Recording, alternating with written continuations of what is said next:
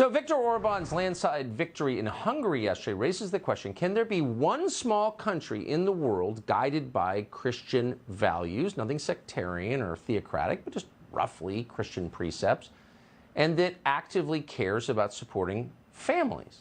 Well, our leaders say, no, there cannot be any country on earth like that. It's just too threatening. But the voters of Hungary said, yeah, we're happy to be that country, and why wouldn't they be? We talked to Orbán last summer. He said that Hungary, because of those positions, has become a kind of capital for conservatives around the world. Watch.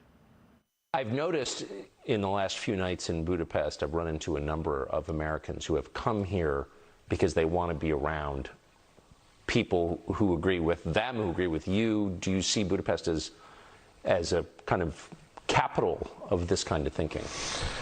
The capital of that kind of thinking, or one of the capitals, because the other Central European countries are also very competitive and producing very nice ideas and organizing that kind of communities of conservative and Christian Democrats thinkers as we do.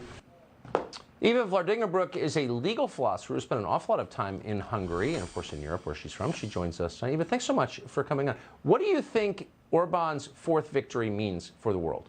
Oh, it is a massive win. It's not just a win for Hungary, but it's definitely also a win for Europe.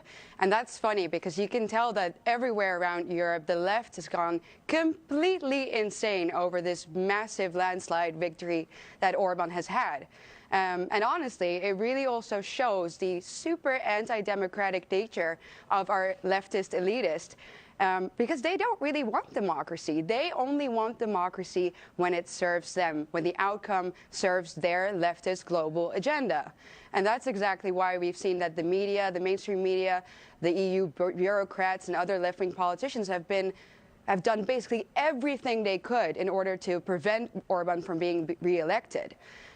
As you know, they've called him a racist over the years for not wanting mass migration to Hungary. They've called him a bigot for not wanting children to be exposed to harmful LGBT propaganda. And most recently, they, of course, called him a pro-Putin shill for not jumping on the train of hate Russia. And this all, of course, stems from the fact that they hate about him that he stands for the Hungarian people. He doesn't cater to the globalists. He doesn't cater to the bureaucrats. He caters to a Hungary that is strong, that is proud, that's Christian, and that celebrates its own national identity, that protects its borders and also supports its families. And it turns out that if you do that as a leader, if you stand for your own people first, that those people will in fact vote for you. It's just interesting that in the two big national elections in which, roughly speaking, nationalists won, our country in 2016, yesterday in Hungary, the international left in both cases somehow blames Russia, which wasn't involved in either one so far as I know. That's kind of the go-to excuse, isn't it? Oh, absolutely. It's their favorite excuse now, and there are many more, of course. Like I said, these people aren't actually, in fact, democratic. And they won't stop now that Orbán has won. They use all sorts of arguments to say that the elections were rigged or they were fraudulent or all sorts of things. So they definitely won't stop. Orbán has won, but they'll just ramp up the hate campaign because they are terrified that this sets an example for the rest of the Western world. And the example, of course, is that, yes, in fact, we can reject globalism and we can embrace, a country can embrace national values, can embrace traditional values. So this shows that we can turn away from that. And the thing is that it's not just about Hungary. This is a choice that we in the West all right now have to make. We either follow into the steps of the globalists and we submit to their agenda, or we go forward and we embrace our future and stand for it like the Hungarian people have done.